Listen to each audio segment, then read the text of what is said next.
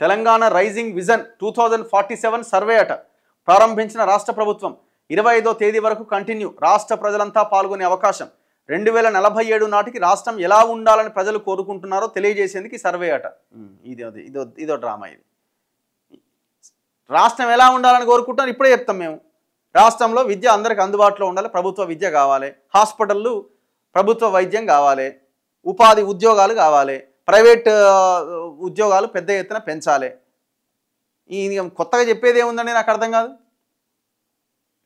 ఈ ఫ్రీ స్కీమ్లు ఈ పథకాలు కాదు, ప్రజలు వాళ్ళ కాళ్ళ మీద వాళ్ళు నిలబడి ఆర్థికంగా ప్రయోజకులయ్యే అవకాశం కల్పించాలి.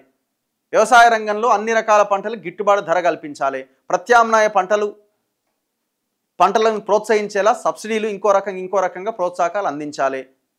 పంటల బీమా పథకాన్ని అమలు చేయాలి. ఇవన్నీ ఉన్నాయి కదా. కొత్తగా ఏదో సాధించి ఏదో చెప్పేది ఏముంటుంది అందులో? దానికి సర్వే, మళ్ళీ దీనికి ఎన్ని కోట్లు ఖర్చు పెట్టాలా?